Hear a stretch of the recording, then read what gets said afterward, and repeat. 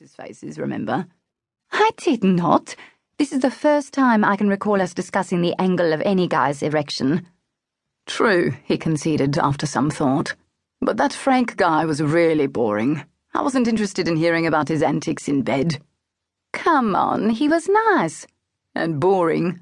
He was always really sweet to me. And super boring. Cleo sighed. She really couldn't argue with him. Frank Sharp, whom she dated for 2 months and slept with twice in the same night, had been a regular snooze fest. Both in bed and out of it. Cleo had actually fallen asleep during the sex act, both times. Not her finest moment. She'd broken it off with him immediately after that and hadn't dated anyone else in more than a year. Dante was the first man she'd slept with since then, and poor Frank couldn't compete with that. Most men would have difficulty competing with a guy like Dante Damaso. I'm not going to discuss the matter any further, Cleo said decisively. I've probably broken a dozen of his stupid non-disclosure rules just by telling you about it. Best to let the matter rest and pretend it never happened.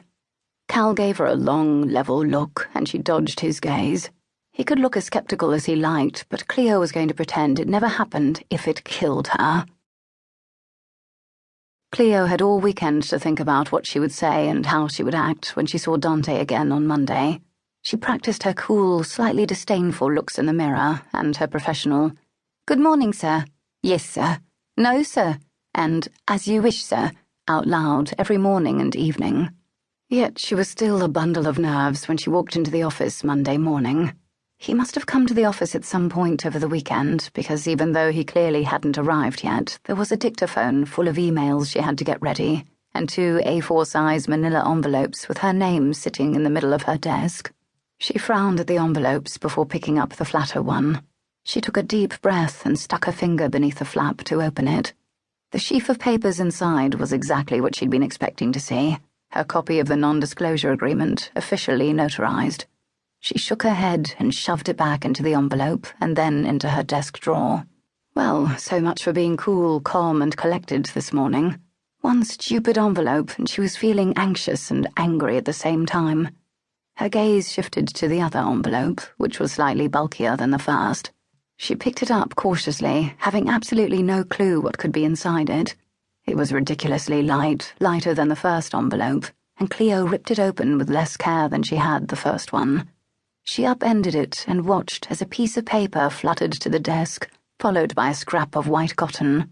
She blinked at it uncomprehendingly for a few seconds, before her eyes widened in recognition.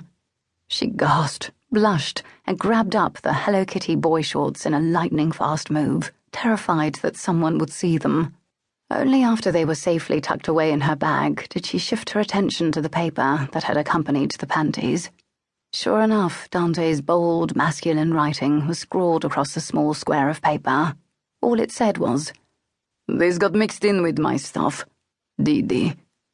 Cleo crumpled the paper up in her fist and tossed it in the wastepaper basket. Lovely. Just when she'd resolved to never again think of their encounter in Japan, he had to bring it all back in graphic detail, without even having to be physically present. She sat down behind her desk after getting the fancy coffee machine up and running, and watering her old enemy, the ficus. She was well into the emails when Dante finally sauntered in, nearly an hour later. Completely focused on her work up until that moment, Cleo was aware of his presence almost immediately. She tensed, all her practice and preparation instantly forgotten in the face of his overwhelming presence. Good morning, Miss Knight," he inserted smoothly, before she could get a single word out. "I trust the jet lag isn't too bad." Damn, why couldn't she speak?